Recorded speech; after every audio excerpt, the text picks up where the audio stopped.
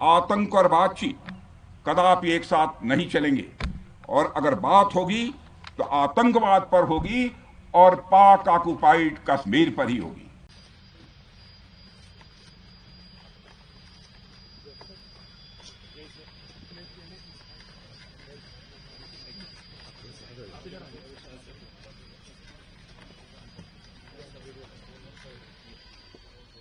जैन साहब,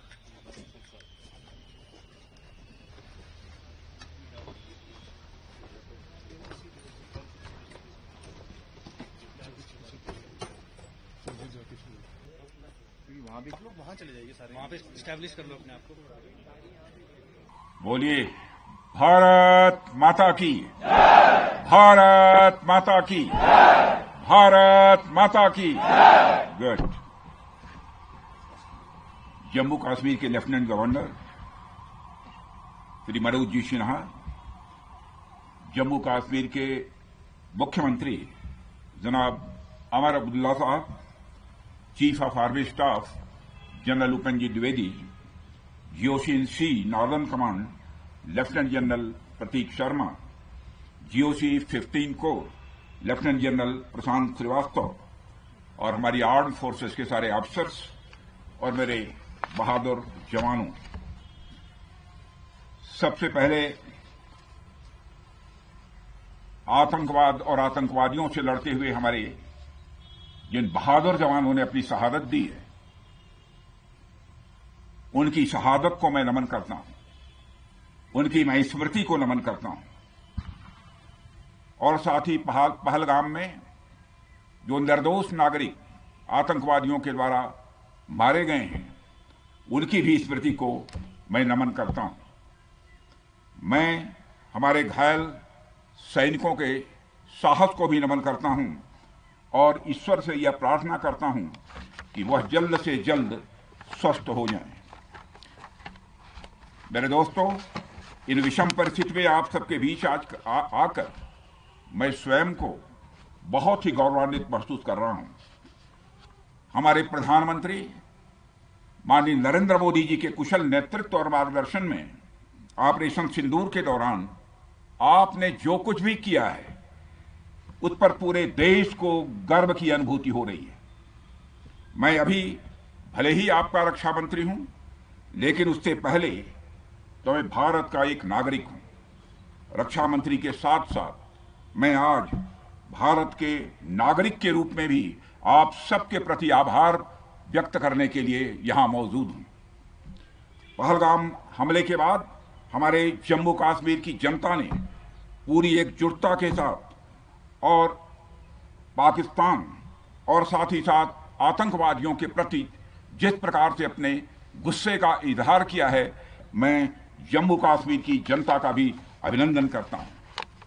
मेरे साथियों, आपकी उस ऊर्जा को महसूस करने आया हूं जिसने दुश्मनों को नष्ट नाबूद कर दिया है। आपने जिस तरीके से सीमा के उस पार पाकिस्तान की चौकियों और बंकरों को आपने ध्वस्त किया, दुश्मन, मैं समझता हूं, उसे कभी भूल नहीं सकता। आपने देखा होगा कि आमतौर पर लोग जोश में होश खो देते हैं, लेकिन आपने जोश भी रखा, होश भी रखा और सूझबूझ के साथ दुश्मनों के ठिकानों को आपने बर्बाद किया है। आज मैं यहां रक्षा मंत्री के साथ साथ एक मैसेंजर के रूप में भी आप सबके सामने मौजूद हूं। पूरे देश की शुभकामनाएं, उनकी प्रार्थनाएं और उनकी कृतज्ञता को लेकर आप सबके बीच यहां मैं मौजूद हूं। एक तरह से आप समझिए कि मैं एक डाकिया बनकर आपके बीच आया हूं और देशवासियों का संदेश लाया हूं।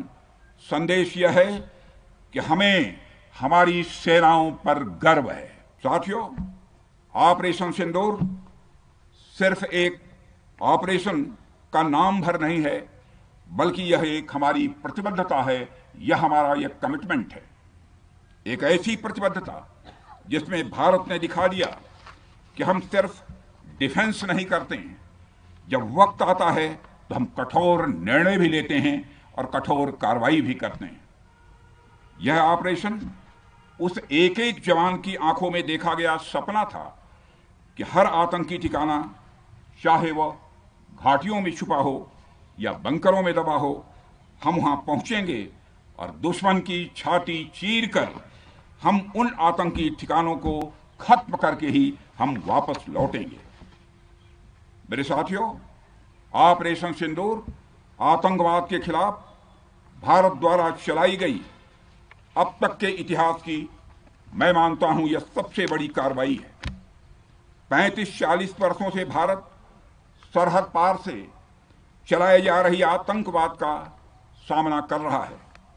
आज भारत ने पूरी दुनिया को यह साफ कर दिया है, यह स्पष्ट कर दिया है कि आतंकवाद के खिलाफ हम किसी भी हद तक जा सकते हैं।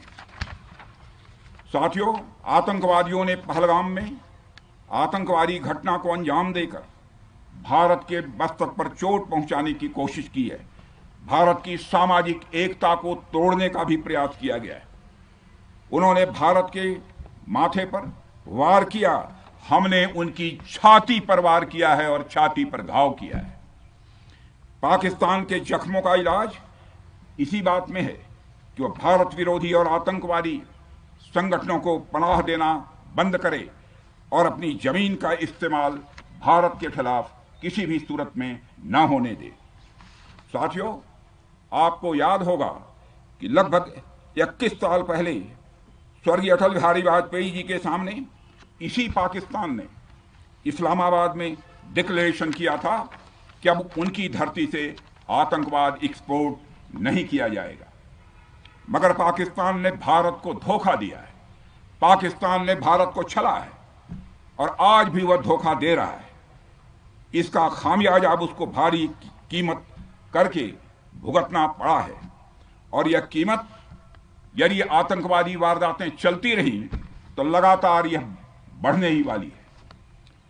हमारे प्रधानमंत्री श्री नरेंद्र मोदी जी ने दो टूक शब्दों में आतंकवाद के खिलाफ भारत की नीति को रीडिफाइन कर दिया है, इसे परिभाषित कर दिया है, जो यह कहती है कि हिंदुस्तान की सरजमी पर किया गया कोई भी आतंकी हमला एक एक्ट ऑफ वार माना जाएगा।